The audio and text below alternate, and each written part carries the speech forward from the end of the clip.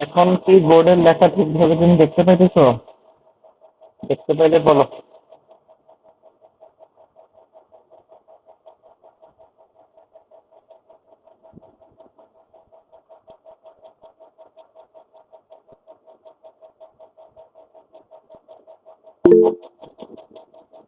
হ্যাঁ, একটু পরে চলে যায়, তোমার নেটের সমস্যা। ঠিক আছে, ক্লাস রেকর্ড হয়েছে, সমস্যা নেই। আমি পরে ক্লাস আপলোড করে দিব না। তো তোমার যখন হচ্ছে এরকম সমস্যা হবে, তুমি, এটা তো আর জোনের মতো জটিল কিছু না। তাড়াতাড়ি ঢুকা যায়, বের হয়ে যায়। তুমি হচ্ছে এরকম করে যখন লাইনে প্রবলেম হইতেছে, তুমি হচ্ছে একটু কেটে আবার ঢুকবা, তাহলে তোমার লাইনটা ক্লিয়ার হয়ে যাবে ক্ষেত্রে। আচ্ছা, ঠিক আছে, আমরা শুরু করতেছি। আমাদের এখানে বলা হচ্ছে কুণ্ডলী। কুণ্ডলীর ব্যাপারটা হচ্ছে এরকম যে পেঁচানো তার। কুণ্ডলী মানে কি? পেঁচানো তার। এরপরে বলা আছে পরিবর্তনশীল রোধ বা রিওস্টেট।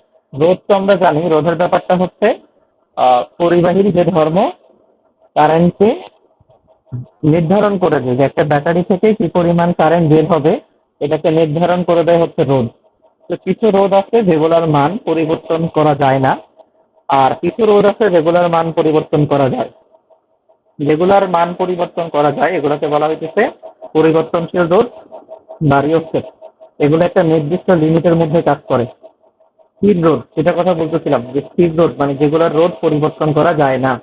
গ্যালভানোমিটার, এই গ্যালভানোমিটারের কাজ জেনে রাখো। গ্যালভানোমিটার দিয়ে কোনো একটা বর্তনীতে কারেন্ট আছে কি নাই এটা পরিমাপ করা যায়। আই মিন, ব্যাপারটা এরকম যে অনেক সময় দেখবা যে কারেন্ট মিস্ত্রিরা তোমার কারেন্ট ঠিক করতে আসলে তারা একটা টেস্টার নিয়ে আসে। তো টেস্টার দিয়ে তারা হচ্ছে তোমার মেইন বোর্ডটা চেক করে যে এখানে কি কারেন্ট আছে কিনা। তো ওদের দেখবা যে টেস্টার গুলা জ্বলে, যদি কারেন্ট থাকে ওগুলা হচ্ছে জ্বলে। কখনো দেখছো নাকি এটা? একটু বলো তো, কখনো দেখছো এটা?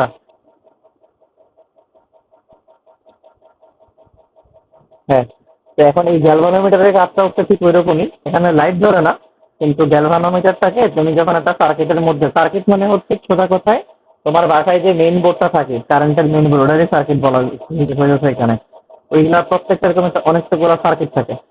তো ওই সার্কিটটাকে যখন হচ্ছে আমরা একটা গ্যালভানোমিটারের সঙ্গে যুক্ত করব, তখনই ওই গ্যালভানোমিটারের, এখানে গ্যালভানোমিটারটা আমি টাইমটা দেখাই। গ্যালভানোমিটারটা হচ্ছে অনেকটা এরকম,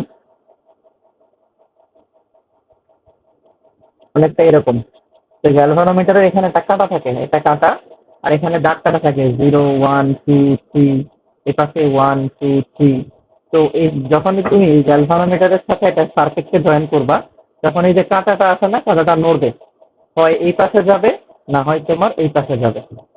তো তখন যখন কাঁটাটা নড়বে, তখন তুমি বুঝতে পারবা না, মানে ঘড়ির কাঁটার মতো আর কি। ঘড়িতে যেমন আমরা কি ব্যাটারি দিলে ঘড়ির কাঁটা নড়া শুরু করে, ঠিক সেম। যখন আমরা গ্যালভানোমিটারের সঙ্গে কোনো একটা তোমার ইয়াকে যুক্ত করে দিব, সার্কিটকে যুক্ত করে দিব, যদি সার্কিটে কারেন্ট থাকে তাহলে গ্যালভানোমিটারের কাঁটাটা নড়বে। এটাকে বলা হয় বিক্ষেপ দেওয়া, বিক্ষেপ দেওয়া। অ্যামিটার, গ্যালভানোমিটারের কাজ তো কারেন্ট আছে কি নাই সেটা দেখা, আর অ্যামিটারের কাজ হচ্ছে কারেন্ট কতটুকু যাচ্ছে। ধরো 10 অ্যাম্পিয়ার কারেন্ট যাচ্ছে, 20 অ্যাম্পিয়ার কারেন্ট যাচ্ছে, সেটা পরিমাপ করা হচ্ছে অ্যামিটারের কাজ। এবার আসি আমরা ভোল্ট মিটার। ভোল্ট মিটারের কাজ হচ্ছে ভোল্টেজ পরিমাপ করা। যে আমরা একটা কথা মনে রেখে, যে আমরা বাসা বাড়িতে বাংলাদেশে যে লাইনগুলো ইউজ করা হয়, সেই লাইনগুলোর ভোল্টেজ হচ্ছে 220 ভোল্ট। এটা পরীক্ষায় আছে, এটা এমসিকিউতে এটা মাঝে মাঝে আছে, কত ভোল্ট? 220 ভোল্ট। তো এই ভোল্ট মিটার দিয়ে পরিমাপ করে, কি পরিমাপ করে? ভোল্টেজ পরিমাপ করে, যে কতটুকু ভোল্টেজ এখানে আছে, বর্তমানে আছে। অনেক সময় দেখবা যে ভোল্টেজ কম হইলে লাইটের পাওয়ার কমে যায়। তো তখন হচ্ছে ভোল্টেজ কম থাকে, আবার যখন দেখবে একটু পরে লাইটের পাওয়ার বেড়ে যায়, তখন হচ্ছে ভোল্টেজ বেড়ে যায়। এই যে ভোল্টেজের আপ ডাউন, এটা আমরা ভোল্ট মিটার দিয়ে দেখতে পারি যে কতটুকু ভোল্টেজ বর্তমানে আছে। ভূ সংযোগ ধারক, এই ভূ সংযোগ ধারক বলতে বোঝায় কি, যে অনেক সময় দেখবা যে কারেন্টের যে পিলার আছে, এই কারেন্টের পিলার থেকে কিছু তার একদম মাটির সঙ্গে মানে গেঁথে দেওয়া থাকে। তো মাটির সঙ্গে গেঁথে দেওয়া থাকে, এগুলোকে বলা হয় ভূ সংযোগ তার। মাটির সঙ্গে গেঁথে দেওয়ার কারণ কি? গেঁথে দেওয়ার কারণ হচ্ছে গিয়ে, মাটির সঙ্গে গেঁথে দিলে তোমাকে আর এটা শক করবে না, মানে ওই তারটা ধরলে এটা শক করবে না। তো এটাকে বলতেছে ভূ সংযোগ তার। ভূ মানে মাটি, একটা তারকে মাটির সঙ্গে সংযোগ করে দিতে। আচ্ছা। তো এরপরে হচ্ছে এখানে কিছু কথাবার্তা দেওয়া আছে। দেখো, প্রথমটা বলতে হচ্ছে বিদ্যুৎ উৎসের ব্যাটারি সেল বা জেনারেটর যাই হোক না কেন, সেটা সবসময় বিদ্যুৎ সবসময় উচ্চ বিভব থেকে বের হয় আর নিম্ন বিভবে দিয়ে প্রবেশ করে। দেখো, আমরা যখন ব্যাটারি আঁকি, একটা সার্কিট আঁকি, ধরো এই একটা সার্কিট যদি আমরা আঁকি, এটা হচ্ছে একটা সেল বা ব্যাটারি যাই বলি না কেন, এটা হচ্ছে তার প্লাস প্রান্ত, এটা হচ্ছে মাইনাস প্রান্ত। এই প্লাস প্রান্ত দিয়ে কি বোঝায়? প্লাস প্রান্ত দিয়ে বোঝায় উচ্চ বিভব, আর মাইনাস প্রান্ত দিয়ে বোঝায় হচ্ছে নিম্ন বিভব।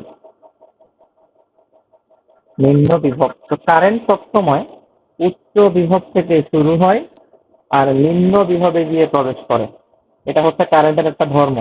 এটা সবসময় তোমাকে ফলো করতে হবে। তুমি কখনোই মাইনাস থেকে প্লাসের দিকে কারেন্ট দিতে পারবে না, সবসময় প্লাস থেকে মাইনাসের দিকে কারেন্ট দিতে হবে। এ কারণে এটাই বলছে, দেখো, যে বিদ্যুৎ উৎসের উঁচু পটেনশিয়াল, পটেনশিয়াল মানে হচ্ছে বিভব, উঁচু বিভব। উঁচু বিভব থেকে যে পরিমাণ বিদ্যুৎ বের হয় পুরো সার্কিটের ভেতর দিয়ে প্রবাহিত হয়ে ঠিক সেই পরিমাণ বিদ্যুৎ কম পটেনশিয়াল মানে কম বিভব, যার বিভব কম, সেখানে ফিরে আসে। খুবই সহজ একটা সূত্র।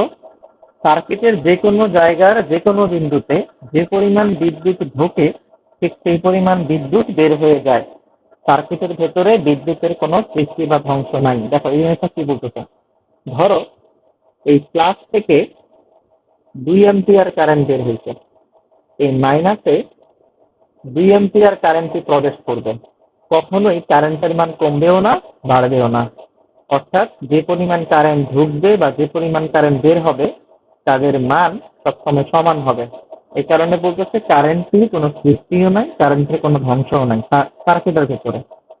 আচ্ছা, 3 নম্বর সূত্রটা বলছে, এগুলো হচ্ছে সার্কিট সলভ করার বা সার্কিটের সম্পর্কে জানার কিছু সূত্র, এগুলো পরীক্ষায় আসে না। জাস্ট সার্কিট যখন তুমি ভালো মতো শিখতে পারবা তখন তোমার এই সূত্রগুলো কাজে লাগবে, শিখতে যখন যাবা আর কি। তো সার্কিটের ভেতরে যে কোনো অংশের দুই বিন্দুতে ওহমের সূত্র সবসময় সত্য হবে। অর্থাৎ সেই দুই অংশের যে পরিমাণ বিভব পার্থক্য রয়েছে তা সেই অংশের রোধ দিয়ে সিরিজের ভাগ দিলেই তার ভেতর দিয়ে প্রবাহিত বিদ্যুৎ প্রবাহ বের হয়ে যাবে। আচ্ছা, এটা হচ্ছে পুরোপুরি ওহমের সূত্রের কথাটা এখানে বলছে। আচ্ছা, আমাদের বলো তো, আমরা কি ওহমের সূত্র পড়ছিলাম না? ওহমের সূত্র পড়ছিলাম আমরা। এই যে ওহমের সূত্র, ওহমের সূত্র এই যে, এটা হচ্ছে ওহমের সূত্র, I = V/R। তো ওহমের সূত্রে ওহম বলছে I = V/R। অর্থাৎ তুমি যদি ভোল্টেজকে রোধ দিয়ে ভাগ করো তাহলে তুমি কারেন্ট পেয়ে যাবা। অর্থাৎ ধরো এখানে একটা রোধ আছে, এখানে একটা রোধ আছে, এর একটা ভোল্টেজ আছে, এর একটা ভোল্টেজ আছে। ধরো এর ভোল্টেজ হচ্ছে V1, এর ভোল্টেজ হচ্ছে V2। এর রোধ ধরো হচ্ছে R1, এর রোধ হচ্ছে ধরো R2।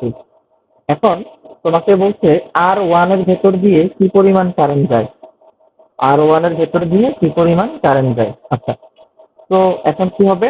I সমান তুমি কি করবা? V1/R1। আর I2 সমান কি ধরবা, মানে দ্বিতীয় যে রোধটা আছে তার কারেন্ট কেমনে বের করবা? V2/R2। আচ্ছা, একটা কথা বলে রাখি, শ্রেণী সমান্তরাল এটা সম্পর্কে যখন আমরা যাব, এই দুইটা রোধ শ্রেণীতে আছে। কিভাবে আছে? শ্রেণীতে আছে। শ্রেণীতে সবসময় কারেন্ট সমান হয়। অর্থাৎ এখানে এর ভেতর দিয়ে যে পরিমাণ কারেন্ট যাবে এর ভেতর দিয়ে একই পরিমাণ কারেন্ট যাবে।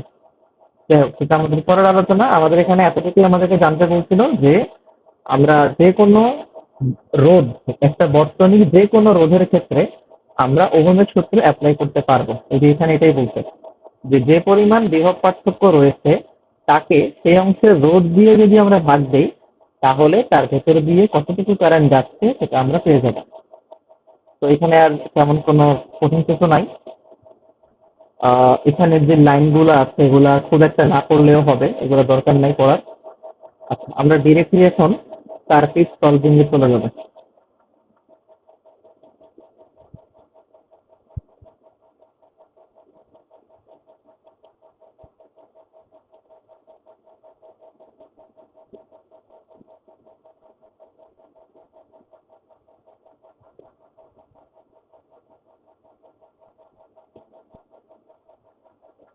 তো আমরা এখন প্রথমেই পড়বো বর্তনীর তুল্য রোধ।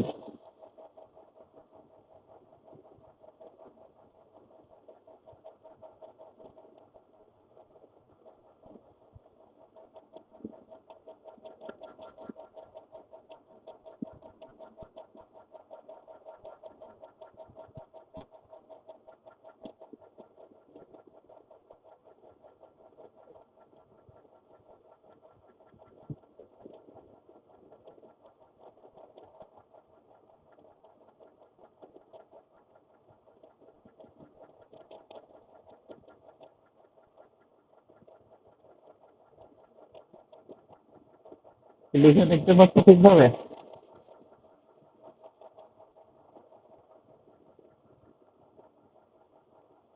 আচ্ছা, আগে আমাদের একটু বুঝতে হবে যে তুল্য রোধ কথাটার মানে কি। তুল্য কথাটার মানে কি এটা যদি একটু বুঝি আমরা। তুল্য মানে হচ্ছে অনেককেই একটা দিয়ে রিপ্লেস করা, অনেক জিনিসকে একটি জিনিস দিয়ে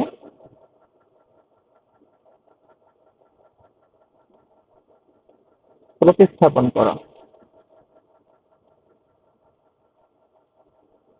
একদম সহজ কথায়, সহজ ভাষায় বলি যে ধরো এক- একটা কাজ পাঁচজন লোক, একটা কাজ পাঁচজন লোক মিলে যা করতে পারে ওই কাজটাই একজন লোক একাই করতে পারে।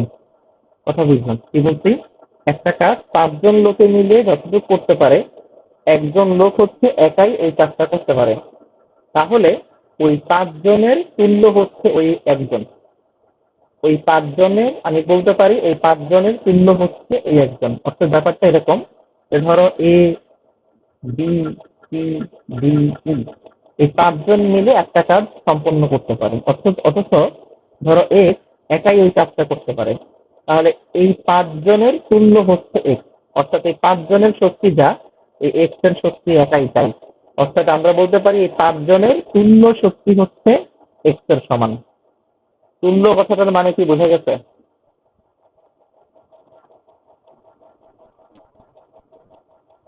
বোঝা গেলে বলো। আচ্ছা ঠিক আছে। তো তুল্য কথাটার মানে আমরা বুঝলাম। এবার আসছি আমরা তাহলে তুল্য রোধ বলতে কি বোঝায়। তুল্য রোধ দুই প্রকার আছে। এক প্রকার হচ্ছে শ্রেণী শ্রেণী সমন্বয়, একটা আছে সমান্তরাল সমন্বয়।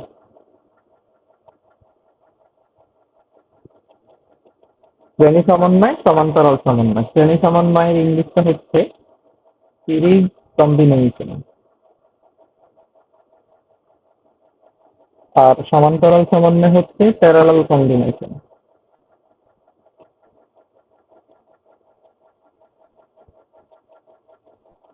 আচ্ছা, তো এখন প্রথমে আমরা আলোচনা করব শ্রেণী সমন্বয় নিয়ে।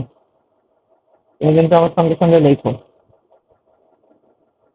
শ্রেণী সমন্বয়। আচ্ছা, কিভাবে বুঝবো শ্রেণী কিভাবে সমান্তরাল এই আলোচনা পরে। আগে হচ্ছে আমরা শ্রেণী সমন্বয়ে তুল্য রোধ কেমনে বের করবো এটা একটু জেনে নিই। ধরো এ একটা রোধ, এ একটা রোধ, এ একটা রোধ, এটা ধরো শ্রেণীতে যুক্ত আছে। ধরে নিলাম এর মান R1, এর মান R2, এর মান R3।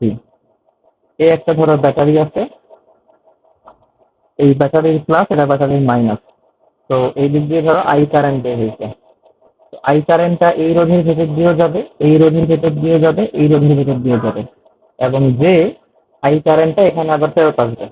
কারণ আমরা জানি যে পরিমাণ কারেন্ট বের হবে ঠিক সেই পরিমাণ কারেন্টই আবার প্রবেশ করবে। কারেন্টের কোনো সৃষ্টিও নাই, কারেন্টের কোনো ধ্বংসও নেই। এখন তাহলে এখানে তুল্য রোধ কত হবে? আমি যদি বলি এই তিনজনের তুল্য রোধ কত হবে? তুল্য রোধ, তো তুল্য রোধকে এখানে আর এক্স দিয়ে প্রকাশ করা হয়। শ্রেণীতে তুল্য রোধকে আর এক্স দিয়ে প্রকাশ করা হয়। তুল্য রোধ হবে তিনজনের যোগফল। সোজা কথায় যারা যারা শ্রেণীতে থাকবে তাদের তুল্য রোধ বের করার সিস্টেম হচ্ছে সবাইকে যোগ করে দেওয়া। R1 plus R2 plus R3, যদি এখানে 100টা থাকতো আমরা 100টাকে যোগ করে দিতাম। এটা হচ্ছে শ্রেণীতে তুল্য রোধ বের করার সিস্টেম। তো এখন হচ্ছে আমাদের কিছু কথা মনে রাখতে হবে। শ্রেণী সমন্বয়ে শ্রেণী সমন্বয়ে সবসময় মনে রাখবা আই সমান, কিন্তু ভি ভিন্ন। প্রত্যেকটা রোধের যারা যারা শ্রেণীতে থাকবে তাদের সবার কারেন্ট একই রকম হবে। তাদের সবার কারেন্ট একই রকম হবে। অর্থাৎ R1 এর ভেতর দিয়ে ধরো 2 অ্যাম্পিয়ার কারেন্ট গেল, তাহলে সেটা R2 এর ভেতর দিয়ে 2 অ্যাম্পিয়ার যাবে, আর সি এর ভেতর দিয়ে 2 অ্যাম্পিয়ার কারেন্ট। অর্থাৎ আই সমান না লিখে আই একই লিখতে পারো। এটা ভালো ভালো বিষয়, কারণ সমান আর একই একই কথা না। তো এখন শ্রেণী সমন্বয়ে কি আই একই, অর্থাৎ আমরা এখানে যেটা আঁকলাম সার্কিটটা, এই R1 এর ভেতর দিয়ে যেই কারেন্টটা যাবে R2 এর ভেতর দিয়ে একই কারেন্ট যাবে, আর সি এর ভেতর দিয়েও একই কারেন্ট যাবে, কারণ তারা সবাই শ্রেণীতে আছে বা সিরিজে আছে। কিন্তু কিন্তু এই প্রত্যেকের বিভব পার্থক্য হচ্ছে ভিন্ন ভিন্ন।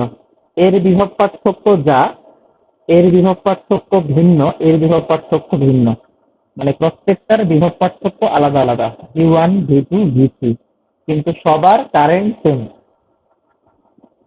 এই কথাটা বুঝছো কিনা আমাকে বলো।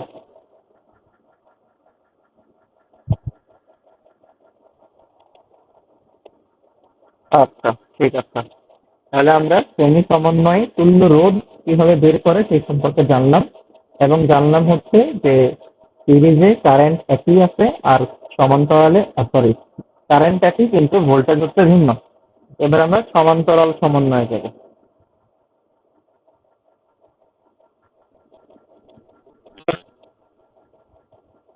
প্যারালাল কম্বিনেশন বা হচ্ছে সমান্তরাল সমন্বয়। তো সমান্তরাল সমন্বয় ব্যাপারটা আমি বুঝিয়ে দিচ্ছি। ধরো এই তিনটা রোধ তারা সমান্তরাল সমন্বয়ে আছে। ধরে নাও, তোমার এখন বোঝার দরকার নাই যে আমরা কেমনে বুঝবো সমান্তরাল, কেমনে বুঝবো শ্রেণী, এগুলো পরের আলোচনা। ধরে নাও এই এর রোধ হচ্ছে R1, এর রোধ হচ্ছে R2, এর রোধ হচ্ছে R3। এরা একটা ব্যাটারির সঙ্গে যুক্ত আছে, প্লাস মাইনাস। তো ধরো এদিক দিয়ে কারেন্টটা আসলো, আই কারেন্টটা এই বিন্দুতে আসলো। আইটা দেখলো যে তার কাছে তিনটা রাস্তা, এই একটা রাস্তা, এই একটা রাস্তা, এই একটা রাস্তা। তো কারেন্ট নিশ্চয়ই সব রাস্তা দিয়ে একই রকম যাবে না, তাই না? অবশ্যই কারেন্টটা ভাগ হয়ে যাবে। তো এই রাস্তায় ধরো I1 কারেন্ট গেল, এই রাস্তায় ধরো I2 কারেন্ট গেল, এই রাস্তায় ধরো I3 কারেন্ট গেল। এখন এই I1 I2 I3 এর মান সমান হইতেও পারে, আবার নাও হইতে পারে। নির্ভর করে হচ্ছে এই রোধগুলার মানের উপর। এই রোধগুলার সবগুলার মান যদি সমান সমান হয়, তাহলে এই কারেন্ট গুলার মানও সমান সমান হবে, I1 I2 I3 মানও সমান সমান হবে। কিন্তু এই রোধগুলার মান যদি সমান সমান না হয়, তখন কারেন্টের মানও সমান সমান হবে না। সোজা কথায় জাস্ট জেনে রাখো যে এখানে কারেন্ট আসবে, আসার পর কারেন্টটা তিনটা ভাগে ভাগ হয়ে যাবে, মানে যতগুলো রাস্তা থাকবে প্রত্যেকটা রাস্তায় ভাগ হয়ে যাবে, এবং প্রত্যেকটা রাস্তার ভিতর দিয়ে ভিন্ন ভিন্ন কারেন্ট যাবে। কিন্তু এখানে একটা ইন্টারেস্টিং ফ্যাক্ট হচ্ছে, এই যে তিনটা যে রোধ আছে এরা যে সমান্তরালে আছে, এই তিনটা রোধ, এই তিনটা রোধের জন্য ভোল্টেজ সেম। আচ্ছা, আমি এটা লিখে দিচ্ছি। প্রথমত আমরা আগে তুল্য রোধ দেখি, যে এই তিনটা রোধের মিলে তুল্য রোধটা কত আছে। তুল্য রোধ, এখানে যেহেতু এটার নাম প্যারালাল কম্বিনেশন, এটাকে আর পি দিয়ে প্রকাশ করা হয়। এবং এটা তুল্য রোধ বের করার সিস্টেম হচ্ছে, যারা যারা সমান্তরালে থাকবে সবাইকে আমরা 1 বাই করে দিব, 1/R1 plus 1/R2 plus 1/R3, এবং শেষে একটা হোল ইনভার্স 1 করে দিব। এটাই হচ্ছে সমান্তরালে তুল্য রোধ বের করার সিস্টেম। লিখে নাও, শেষে আমাকে জানাও।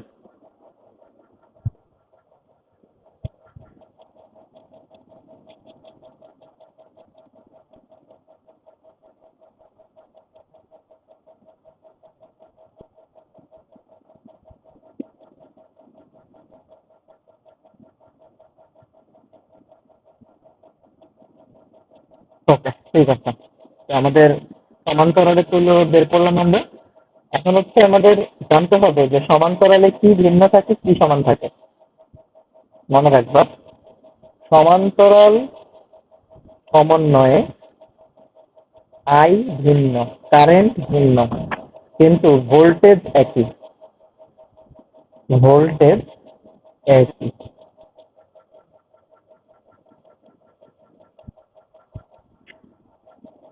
আচ্ছা, এখন আমাদের বুঝতে হবে যে সমান্তরাল সমন্বয় বলতে কি বোঝায়, আর শ্রেণী সমন্বয় বলতেই বা কি বোঝায়। এটার একটা এক্সাম্পল কি।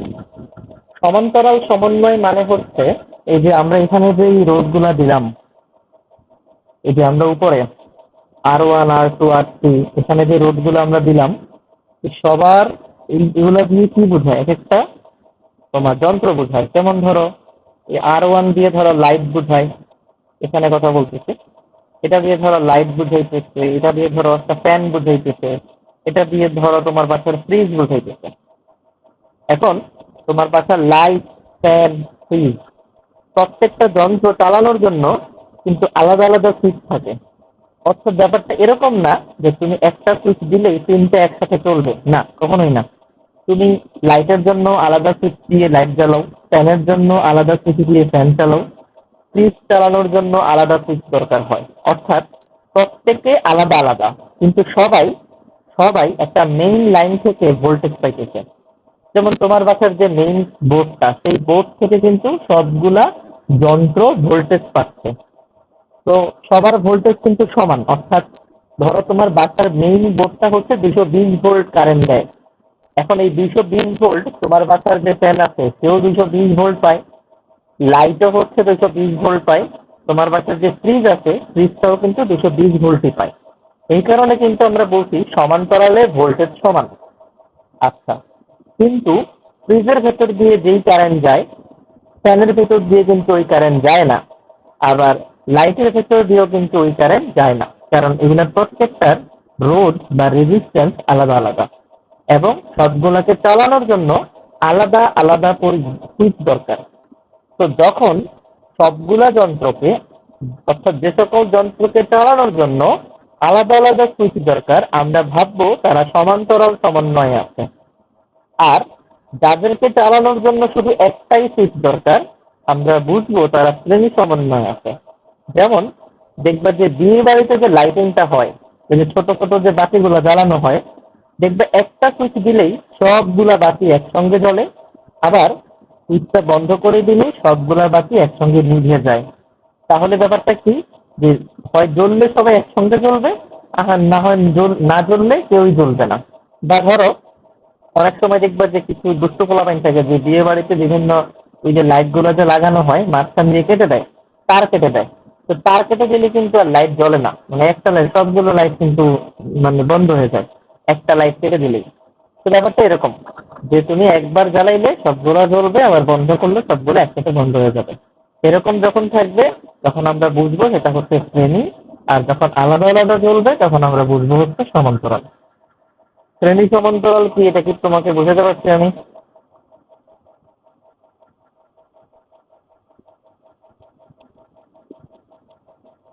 আচ্ছা, good. এখন তাহলে আমরা হচ্ছে সার্কিটে যাব, আমরা কয়েকটা সার্কিট সলভ করব। আমরা সেখান থেকে বুঝতে হবে যে শ্রেণী সমান্তরাল ব্যাপারটা আসলে আরেকটু ডিটেলস আমরা বুঝবো। এটা তো আমরা প্র্যাকটিক্যাল এক্সাম্পল শিখলাম, এখন আমরা দেখবো আমরা খাতায় কেমন এই জিনিসগুলোকে বুঝতে পারবো। দেখো, সবসময় মনে রাখবা শ্রেণী মানে, আমি এখানে লিখে দিচ্ছি, শ্রেণী মানে একটাই রাস্তা। শ্রেণী মানে হচ্ছে একটাই রাস্তা, অর্থাৎ রাস্তা ভাগ হবে না।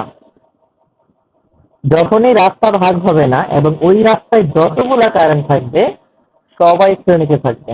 আচ্ছা, আমি একটা এক্সাম্পল দিই। ধরো একটা রোড, একটা রোড, একটা রোড, একটা রোড, একটা রোড, একটা রোড, একটা রোড,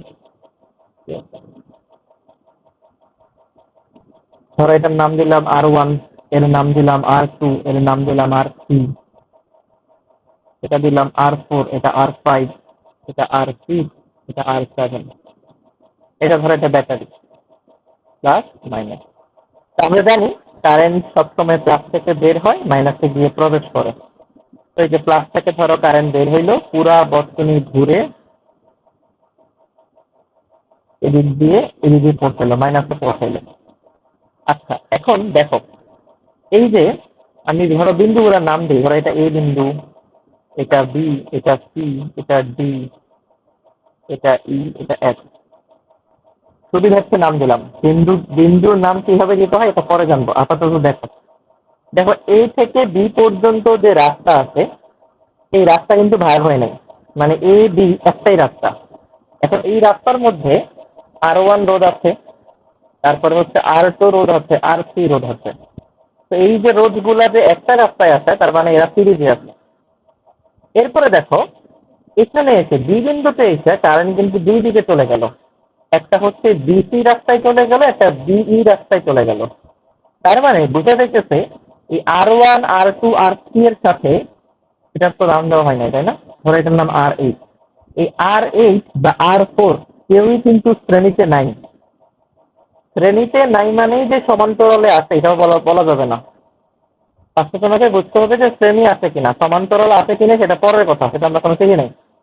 তার মানে আমরা বুঝলাম R1 R2 R3 শ্রেণীতে আছে, এদের সাথে R8 অথবা R4 এরা কেউ শ্রেণীতে নাই, কারণ এখানে রাস্তা ভাগ হয়ে গেছে। এরপর দেখো এই যে বি থেকে সি, তারপর ডি, তারপর ই, আমাকে বলো তো এই পর্যন্ত কি কোনো রাস্তা ভাগ হয়েছে নাকি এখানে একটাই রাস্তা? আমি তোমাকে রাস্তাটা একটু দেখাইতেছি। এই যে আমি এই রাস্তার কথা বলতেছি, এখানে কি রাস্তা ভাগ হয়েছে নাকি একটাই রাস্তা বলতে পারবা? বি থেকে ই পর্যন্ত যে দাগটা আমি দিলাম মাত্র।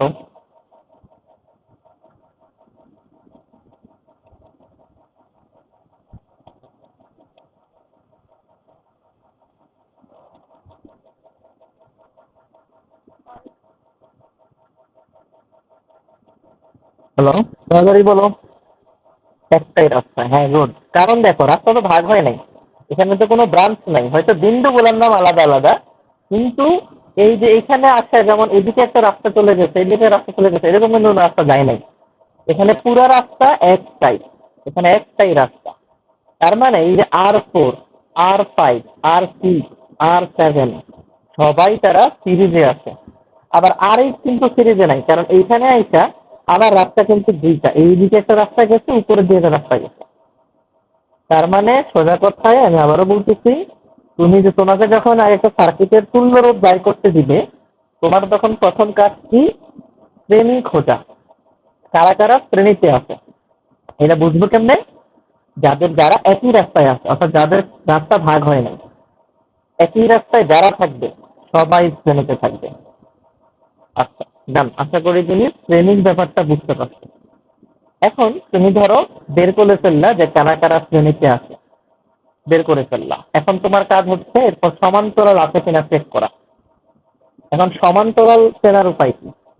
আচ্ছা, সমান্তরাল চেনার আগে আমরা একটা জিনিস সম্পর্কে জানবো, এটা হচ্ছে বিন্দু। বিন্দু বা পয়েন্ট, এটা সম্পর্কে জানতে হবে। দেখো জ্যামিতিকে মানে জ্যামিতিতে আমরা যখন হচ্ছে বিন্দু দেই, ধরো আমরা জ্যামিতিতে একটা সরল রেখা আঁকলাম, এটা সরল রেখা। সরল রেখার এই বিন্দুর নাম যা, এই বিন্দুর কি তুমি একই নাম দিতে পারবা নাকি ভিন্ন নাম দিতে হবে বলো তো?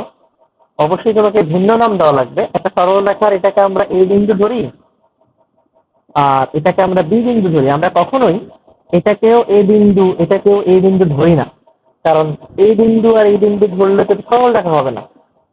তো দুইটা বিন্দুর নাম ভিন্ন ভিন্ন। কিন্তু কিন্তু তড়িতে তড়িৎ চ্যাপ্টার যখন আমরা পড়বো, কারেন্ট নিয়ে যখন আমরা আলোচনা করব, তখন মনে রাখবা এটা যদি একটা তার হয়, এই তারের মাঝখানে যদি কোনো রোধ না আছে, যদি কোনো ব্যাটারি না আছে বা কিছুই না আছে, তখন এই তারের এই বিন্দুর নাম যা, আমরা এই বিন্দুর নাম তাই দিতে পারবো, কোনো সমস্যা নাই। মানে সমস্যা নাই বলতে দিতে হবে আসলে, মানে এই বিন্দুর নাম যা, এই বিন্দুর নাম আমাদেরকে একই দিতে হবে। এটা যদি বি বিন্দু হয় এটা বি বিন্দু দেওয়া লাগবে, এটা যদি সি বিন্দু হয় এটাকে আমার সি বিন্দুই নাম দেওয়া লাগবে। এটা হচ্ছে জ্যামিতিক বিন্দু আর কারেন্টের বিন্দু দেওয়ার সিস্টেম। আশা করি তুমি বুঝতে পারছো। এখন আমরা এই জিনিসটা অ্যাপ্লাই করব সমান্তরালের ক্ষেত্রে। আমি বলে রাখতেছি, সমান্তরাল চেনার উপায়। সমান্তরাল চেনার উপায় দেখো, চেনার উপায় হচ্ছে দুটি আলাদা বিন্দুর মাঝে যদি একের অধিক রোধ থাকে, যদি একের অধিক রোধ থাকে, তারা সমান্তরালে থাকবে। এই লাইনটা লিখে নাও, এটা খুবই ইম্পর্টেন্ট একটা লাইন। দুইটা আলাদা বিন্দুর মাঝখানে যদি একটার বেশি রোধ থাকে, তাহলে যারা যারা থাকবে সবাই তারা সমান্তরালে থাকবে। এটা আমি বুঝা দিতেছি, তুমি আগে লিখে নাও, সেই ছিল আমাকে জানো।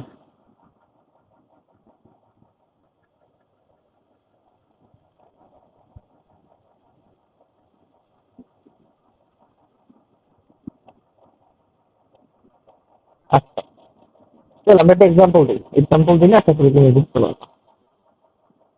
আহ, আমরা একটু আগে যে সার্কিটটা আঁকলাম, ধরো ওই সার্কিটটাই দিলাম। সার্কিটটাই আছে।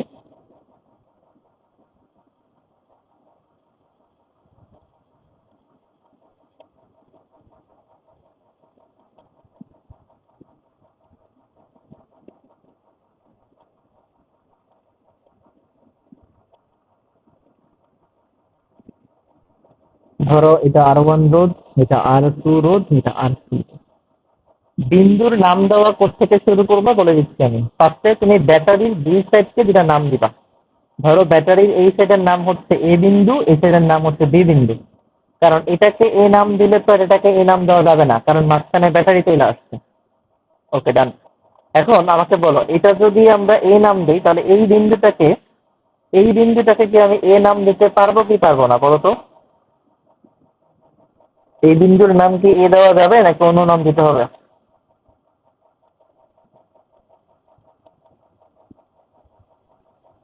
এ নাম দেওয়া যাবে? দেওয়া যাবে, গুড। হ্যাঁ, কারণ মাঝখানে কিছু নাই। এটা এ নাম দিলে আমরা এটাকেও এ নাম দিতে পারবো, কারণ মাঝখানে কিছুই নাই। এটা এ নাম এটা এ নাম হইলে আমরা এই বিন্দুটাকে এ নাম দিতে পারবো, কোনো সমস্যা নাই। আবার এটা যদি, এটাকেও আমরা এ নাম দিতে পারবো, কারণ এই দাগের মাঝখানে কোনো রোধ নাই। এখন এটাকে কিন্তু আর আমরা এ নাম দিতে পারবো না, কারণ মাঝখানে একটা রোধ চলে আসছে। এটাকেও চাইলে আমরা এ নাম দিতে পারবো না, কারণ মাঝখানে আরেকটা রোধ চলে আসছে। আমরা চাইলে এটাকেও এ নাম দিতে পারতেছি না, কারণ মাঝখানে রোধ চলে আসছে, R3 রোধটা চলে আসছে। তাহলে আমরা এখন দেখি অন্য কোনো নাম দেওয়া যায় কিনা। এই পাশে আছে বি বিন্দু, তাহলে এই বিন্দুটার নামও বি দেওয়া যায়, এই বিন্দুটার নামও বি দেওয়া যায়, এই বিন্দুটার নামও বি দেওয়া যায়, এই বিন্দুটার নামও বি দেওয়া যায়। এখন দেখো, এই R1 রোধ কোন কোন বিন্দুর মাঝখানে আছে? এ বিন্দু আর বি বিন্দুর মাঝখানে আছে। R2 রোধ, এটাও এ বিন্দু আর বি বিন্দুর মাঝখানে আছে। R3 রোধ, এটাও এ বিন্দু আর বি বিন্দুর মাঝখানে আছে। আমরা কি বলছিলাম একটু আগে, যে দুইটা আলাদা বিন্দু, এ বিন্দু আর বি বিন্দু কিন্তু আলাদা দুইটা বিন্দু। দুইটা আলাদা বিন্দুর মাঝখানে যদি একের অধিক রোধ থাকে, তাহলে এখানে দেখো তিনটা রোধ আছে, R1, R2, R3। তাহলে তারা সবাই কেমনি থাকবে? সমান্তরালে থাকবে। তুমি আমাকে বলো এই জিনিসটা তুমি বুঝছো কিনা।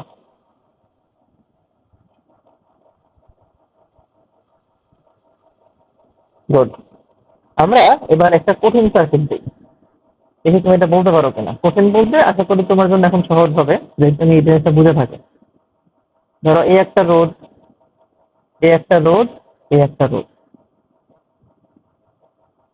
এগুলো হচ্ছে তার। এগুলো দেখে ভয় পাওয়ার কিছু না, এগুলো হচ্ছে তার।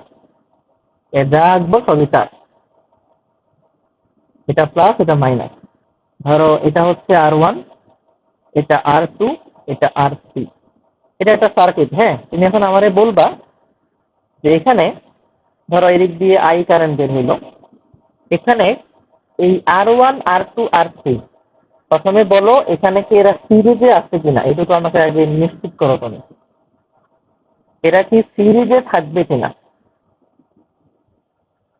তুমি খাতায় আঁকতে পারো সার্কিটটা, খাতায় আঁকা নিজে নিজে চেষ্টা করতে পারো। তোমাকে আমি 1 মিনিট সময় দিলাম। সার্কিটটা খাতায় আঁকতে হবে, খাতায় এঁকে তারপর আমাকে তুমি দেখো যে কারেন্ট কি তিনটা রোধের ভেতর দিয়ে একই কারেন্ট যাচ্ছে নাকি কারেন্ট কোথাও ভাগ হয়ে যাচ্ছে।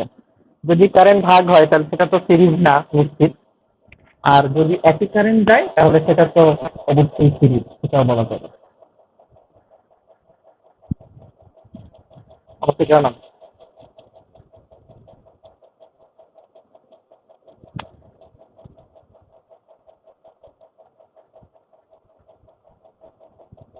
তুমি বলতেছো যে সিরিজ। কেন সিরিজ তোমার কাছে কেন মনে হইলো এটা? দেখো তো, এই যে কারেন্ট যখন এই বিন্দুতে আসবে, তখন তো ভাই সে দুইটা রাস্তা পাওয়া যাবে। এই যে একটা রাস্তা, এই যে উপর দিয়ে আরেকটা রাস্তা। তারপর কারেন্ট যখন এইখানে আসবে, তখন তো সে এই যে এখানে যখন আসবে, তখন তো আরো দুটা রাস্তা, এই একটা রাস্তা, এই একটা রাস্তা। কারেন্ট যখন এদিক দিয়ে আসবে, এইখানে আসবে, তখন এই যে এই একটা রাস্তা। তাহলে এখন তুমি আমার বলো এই R1 এর ভেতর দিয়ে যা কারেন্ট যাবে R2 এর ভেতর দিয়ে কি সেই কারেন্টটা যাবে? R3 এর ভেতর দিয়ে কি সেই কারেন্টটা যাবে? যাওয়া উচিত না তো, কারণ তো রাস্তা ভাগ হয়ে যাইতেছে। রাস্তা যদি ভাগ হয় কারেন্টও তো ভাগ হয়ে যাবে। আর কারেন্ট যদি ভাগ হয় তখন তো একই পরিমাণ কারেন্ট আসার কোনো প্রশ্নই হচ্ছে না। আমার কথা কি বুঝছো? এটা কি সিরিজ থাকা উচিত তাহলে?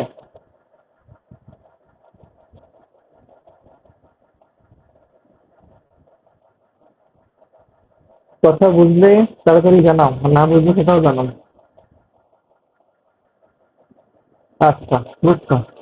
তাহলে আমরা দেখি এরা সমান্তরালে আছে কিনা। তাহলে সমান্তরালে বোঝার জন্য কি বলছে আমাদেরকে? বিন্দু সিস্টেম প্রয়োগ করব।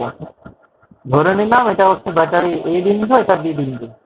এই বিন্দু যদি এ হয় আমরা এই বিন্দুটাকেও এ নাম দিতে পারবো, এই বিন্দুটাকেও এ নাম দিতে পারবো, এই বিন্দুটাকেও আমরা এ নাম দিতে পারবো। এই বিন্দুটাকেও উপরের যে বিন্দুটা আছে এটাকেও আমরা চাইলে এ নাম দিতে পারবো, কারণ মাঝখানে কিছু নাই। এই বিন্দুটাকেও আমরা এ নাম দিতে পারবো, এবং এই যে মাঝখানে যেহেতু কিছু নাই আমরা এটাকেও চাইলে এ নাম দিতে পারবো। আচ্ছা, এবার এটাকে যদি আমরা এটাই কিন্তু আমরা এ নাম দিতে পারবো না, কারণ এটা এখানে মাঝখানে R1 রোধ আছে। আবার এটাকেও আমরা, এটা তো এ নাম আছে আগে দিয়ে দিচ্ছি, এটাকেও আমরা এ নাম দিতে পারবো না কারণ মাঝখানে রোধ আছে। এবার দেখি তাহলে অন্য নাম দেওয়া যায় কিনা। এটা বিবিন্দু হইলে আমরা এটাকেও বিবিন্দু দিতে পারবো কারণ মাঝখানে কিছু নাই। এই বিন্দুটাকেও বি নাম দিতে পারবো কারণ মাঝখানে কিছু নাই। এই বিন্দুটাকেও বি নাম দিতে পারবো, এটাকেও বি নাম দিতে পারবো, এটাকেও চাইলে আমরা বি নাম দিতে পারবো, এটাকেও চাইলে আমরা বি নাম দিতে পারবো। এখন দেখো সার্কিটের আর কোনো বিন্দু দেওয়ার দরকার নাই, কারণ সব বিন্দুর নাম দেওয়া হয়ে গেছে। তাহলে ব্যাপারটা খেয়াল করো, R1 রোধ বলো তো কার কার মাঝখানে আছে? দ্রুত বলো। R1 রোধটা কোন কোন বিন্দুর মাঝখানে আছে?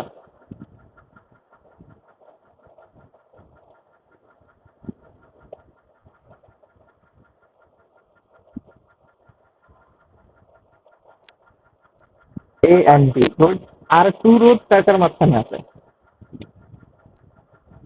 R2 কার কার মাঝখানে আছে দ্রুত বলো।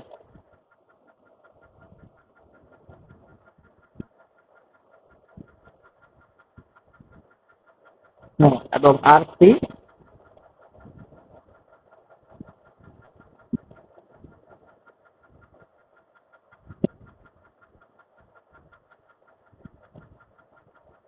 A and B রোধ। তাহলে আমরা সোজা কথায় আমরা সার্কিট থেকে দুইটা বিন্দু পাইলাম, এগুলো হচ্ছে এ এন্ড বি। ধরো আমি একটু বোঝার জন্য এখানে আসতেছি, তোমার এটা পরীক্ষার হলে আঁকার দরকার নেই। এ এন্ড বি, তাহলে প্রথম একটা রোধ আঁকলাম R1, আরেকটা রোধ আঁকলাম R2, আরেকটা রোধ আঁকলাম R3। দেখো এখন তো এগুলোকে খুব সহজেই বোঝা যাচ্ছে যে এরা সবাই সমান্তরালে আছে, কারণ এখানে দুইটা আলাদা বিন্দুর মাঝে মানে এ আর বি এর মাঝে একই রোধের রোধ আছে, তিনটা রোধ আছে। তার মানে এই তিনটা রোধ এখানে সমান্তরালে আছে। কিন্তু সেই সার্কিটটা বুঝতে কি বুঝো নাই বলো তোমারে?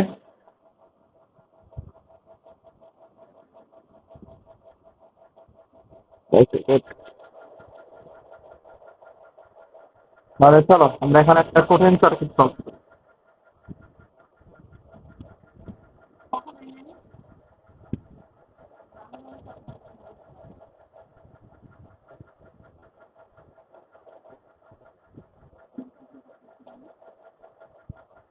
কি করো?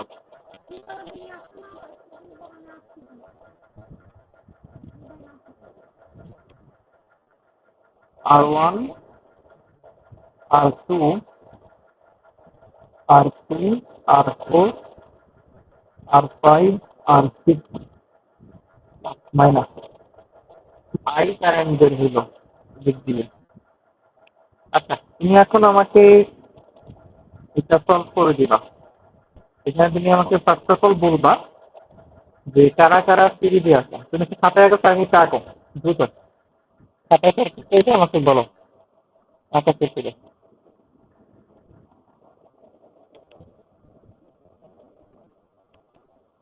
সবগুলো মান দিয়ে দিলাম। এর মান হচ্ছে 2 ওহম, এর মান হচ্ছে 2 ওহম, এর মানও 2, সবগুলোর মান 2 ধরে নিলাম।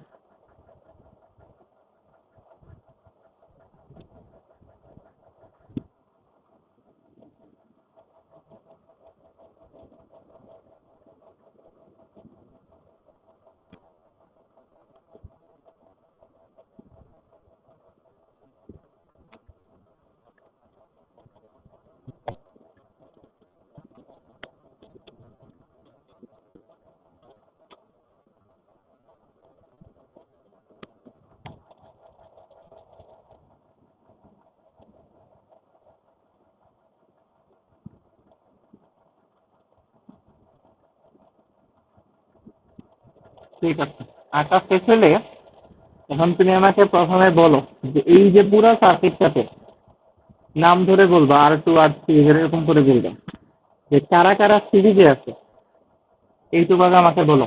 তুমি খাতায় ইচ্ছা করলে ওই যে কারেন্টের ডিরেকশন গুলো আমি নিজে নিজে তোমার খাতায় দাও, যে কোন রাস্তায় এটা কারেন্ট ভাগ হয়ে যাইতেছে, কোন রাস্তা দিয়ে একই কারেন্ট যাচ্ছে। তুমি খাতায় একটু আঁকো এগুলা, নিজে নিজে দেখো, দেখে আমাকে বলো যে এখানে কারা কারা সিরিজে আছে।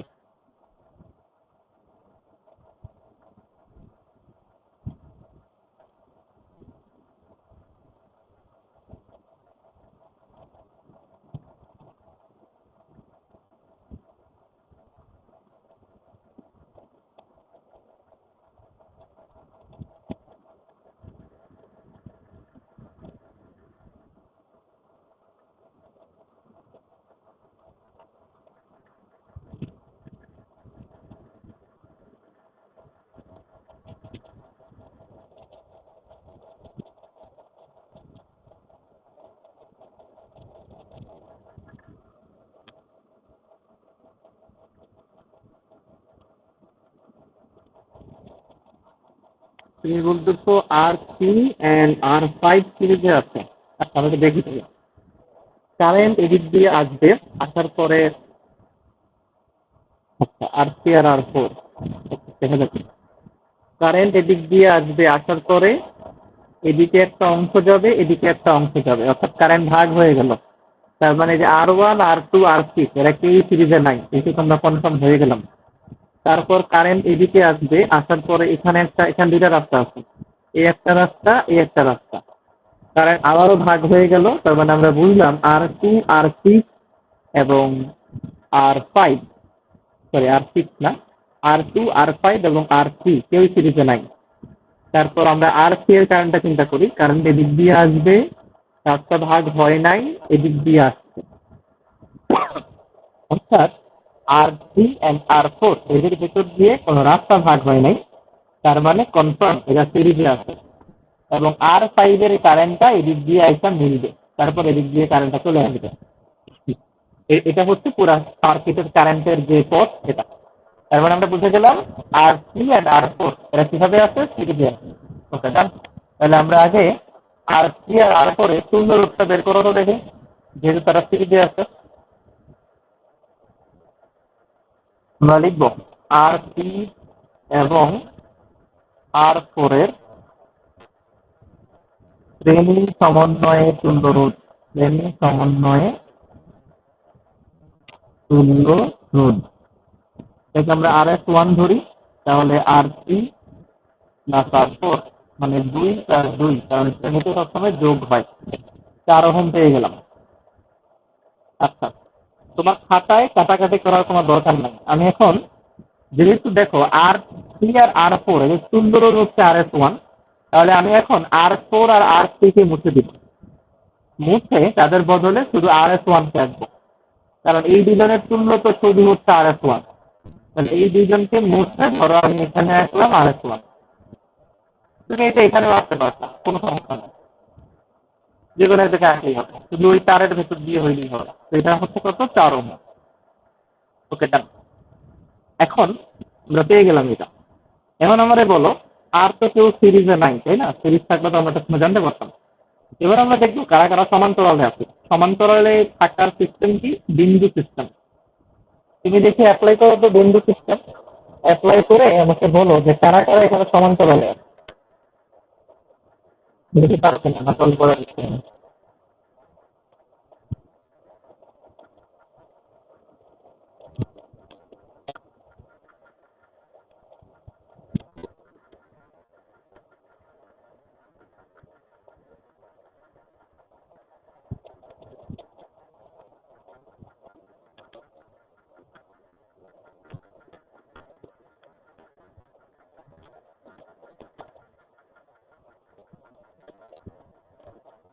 সমান্তরাল নয় নয় সমান্তরাল নয়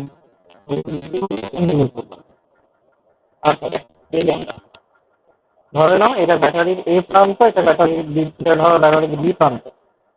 এটা যদি এ হয়, এই বিন্দুর নামও এ দেওয়া যাবে, এই বিন্দুর নাম তো আর এ দেওয়া যাচ্ছে না, আমরা বি দিয়ে নিতে এইটাকে। এই বিন্দুর মান যদি বি হয়, এই বিন্দুর নামও বি হবে, এই বিন্দুর নামও বি হবে, কারণ মাঝখানে কিছু নাই। এই বিন্দুর নামও বি হবে। এই বিন্দুর নাম বি দিলে এটার নাম তো আর বি দেওয়া যাচ্ছে না, ধরেন এটার নাম সি। এটার নাম যদি সি দেয়, এর নাম তো সি দেওয়া যাবে না, আবার এর নাম এও দেওয়া যাবে না, কারণ এটার নাম ধরে নেই ডি, ডিও দেওয়া যাবে না, কারণ দেখো ডি যদি এটা হয়, এটা মাঝখানে আবার আর সিক্স বোধ আছে, তার মানে ডি নামও দেওয়া যাচ্ছে না, তার মানে নাম দিতে হবে ডি, ধরে নিলাম ডি। এখন আমাকে বলো, তুমি কি এখানে এমন কোন দুইটা বিন্দু দেখতে পাইতেছো না যে যাদের মাঝখানে একের অধিক রোধ আছে? প্রথমে খেয়াল করো, R1 রোধ আছে এ আর বি বিন্দুর মাঝখানে, তারপরে R2 রোধ আছে সি বি বিন্দুর মাঝখানে, তার মানে এরা সমান্তরালে নাই, কনফার্ম। এই RS1 যেটা, RS1 এর মান যে 4 ওহম, এটা কার কার মাঝখানে আছে? বি বিন্দু আর সি বিন্দুর মাঝখানে। এরপরে R5 যেটা, ওইটা কার কার মাঝখানে আছে? বি বিন্দু আর সি বিন্দুর মাঝখানে তো আছে। তাহলে বি বিন্দু আর সি বিন্দুর মাঝখানে একের অধিক রোধ আছে না? এই যে RS1 আর R5, এরা দুজনেই তো বি আর সি বিন্দুর মাঝখানে আছে, ঠিক কিনা? আমার কথা কি বুঝছো? RS1 আর R5 যে বি সি বিন্দুর মাঝখানে আছে, এটা কি ধরতে পারছো? গুড। তাহলে এই RS1 আর R5 এরা কিভাবে আছে? সমান্তরালে আছে, বোঝা যাচ্ছে। তো আমরা একে তুল্য রোধ বের করে ফেলি। RS1 এবং R5 এর সমান্তরাল সমন্বয়ে তুল্য রোধ বের করতে চাইছি। তাহলে কিভাবে বের করবো আমরা? সিম্পল, তুমি বাকিটা লিখে নাও এখানে, সমান্তরাল সমন্বয়ে তুল্য রোধ কথা লিখে নাও। এটাকে আমরা নাম দিলাম ধরো আরপি। তাহলে আরপি সমান কি হবে? 1/RS1 plus 1/R5 whole inverse 1। যেভাবে আমরা সমান্তরাল সমন্বয়ে তুল্য রোধ বের করি আর সেরকম করে। তাহলে এখন জাস্ট মান বসাই দিলে হয়ে যাচ্ছে 1/4 প্লাস 1/2 হোল ইনভার্স 1। তাহলে অ্যান্সার আসছে কত? 8/4, তার মানে 4/3 এত ওহম। তুমি শেষ করো, শেষ করে এটা আমাকে জানাও।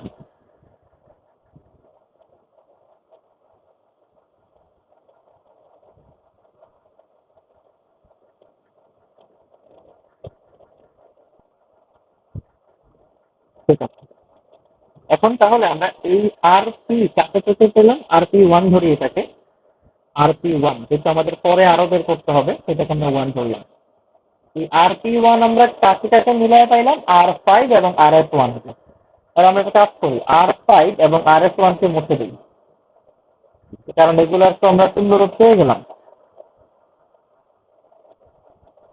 আচ্ছা, তাহলে এইগুলা দুইটাকে মিলে এখন আমরা একটা রো রাখবো। এই একটা রোধ আমরা যে কোনো জায়গায় রাখতে পারি, ধরে নিলাম আমরা এখানে আছি, যার নাম হচ্ছে এখন RP1, তার মান কত?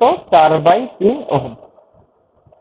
এখন আমাদেরকে আবার দেখতে হবে কেউ সিরিজে আছে কিনা, সিরিজে কেউ আছে কিনা। তো এখন তুমি আমাকে বলো তো, কেউ সিরিজে আছে কিনা পুরো সার্কিটের মধ্যে?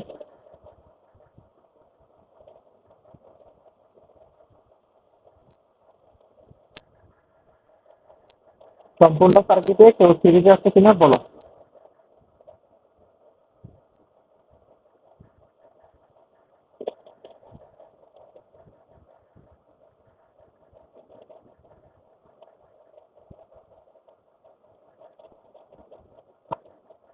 R2 and RP1 good. হ্যাঁ, কারণ কারেন্ট এখানে আসছে, এখানে আসার পরে এদিকে একটা রাস্তা পাইছে, এদিকে একটা রাস্তা পাইছে, আর এই রাস্তায় কারেন্ট আইসা এদিক দিয়ে চলে যাবে। রাস্তা তো আর ভাগ হয় নাই R2 এবং RP এর এখানে। তো R2 এবং RP1 এরা সিরিজে আছে, তাহলে আমরা এদের তুল্য রোধ বের করতে পারি। তাহলে করো, R2 and RP1 হচ্ছে সিরিজে আছে, তাহলে এদের তুল্য রোধ আমরা ধরে নিই RS2। তাহলে R2 প্লাস হচ্ছে RP1, তার মানে 2 প্লাস 4/3, ক্যালকুলেট করলে আসতেছে 10/3 ওহম। এটা হচ্ছে RS2 এর মান।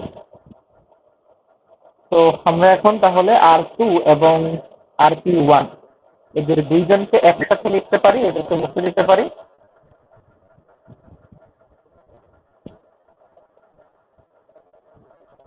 এদের দুইজনকে আমরা একসাথে ধরো এখানে দিলাম, এর নাম দিতে পারি RS2। এটা হচ্ছে 10/3 ওহম। আমাদের কাজ অনেকটাই কমপ্লিট। এখন আমরা দেখব যে এদেরকে এখানে আর কেউ সিরিজে তো নাই, কনফার্ম সমান্তরালে কেটে আছে, আমরা এটা আবার দেখব।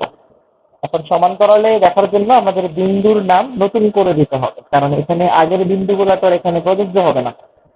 তো আমি এগুলোর নামটা দরকার নাই, কারণ এটা এ আছে, এটাও এ থাকবে, এটা অন্য নাম থাকবে, এটা কিন্তু আর অন্য নাম থাকবে না, কারণ দেখো এখানে ডি আছে। আমি চাইলে এখন এটাকেও ডি নাম দিতে পারবো, কারণ আমার এখানে মাঝখানে কোনো রোধ নাই। এটা বি আছে, ঠিক আছে, এটাও বি আছে, এটাও বি আছে। ওকে, এগুলো রাইট, এগুলো মশার কোনো দরকার নাই। এবার আমরা দেখবো প্যারালালে আছে কারা কারা। দেখো, এই যে আর সি স্রোতটা আছে বি আর ডি বিন্দুর মাঝখানে, এই RS2 যেটা, এটাও কিন্তু আছে বি আর ডি বিন্দুর মাঝখানে। তার মানে এরা পরস্পর কিসে আছে? সমান্তরালে আছে, কারণ দুটা আলাদা বিন্দুর মাঝখানে একের অধিক রোধ।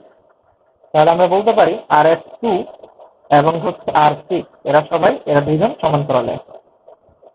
আমরা বের করি R6 সমান্তরাল RS2। তাহলে এদের তুল্য রোধ হবে, ধরে নিলাম এটাকে RP2, তাহলে 1/R6 plus 1/RS2 whole inverse 1। এখানে মান পাচ্ছি 1/2 প্লাস 1/10/3।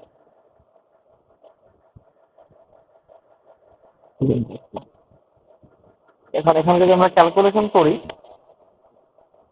1/2 আর উপরে যাবে 3/10 উপরে ইনভার্স 1। তো কত আসতেছে? 5, 8, 8/10 আসতেছে। যদি আমরা এটাকে ইনভার্স 1 করি তাহলে 10/8 আসবে। 10/8 মানে হচ্ছে তোমার 5/4। এটা হচ্ছে কার মান? RP2 এর মান 5/4।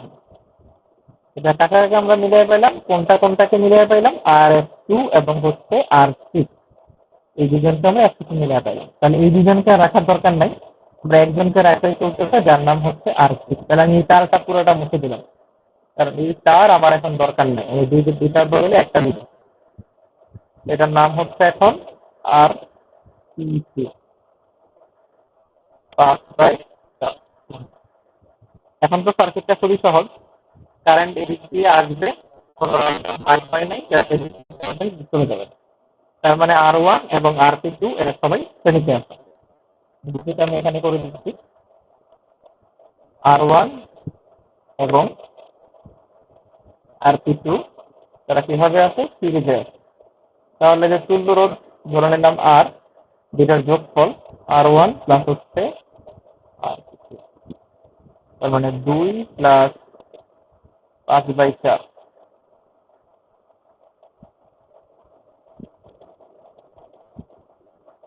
তাহলে অ্যান্সার আসতেছে কত? 13/4।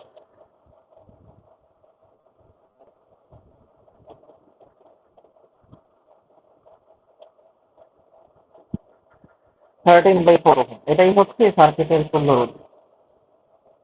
শেষ করো আমাকে জানাও।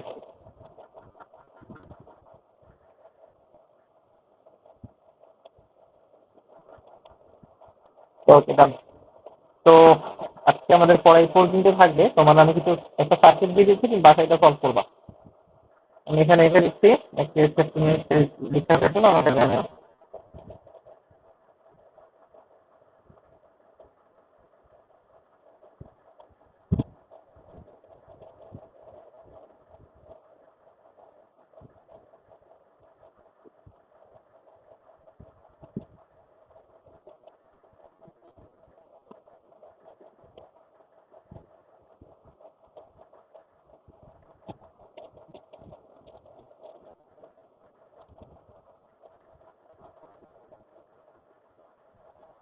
সবগুলোর মান 2 ধরে নাও।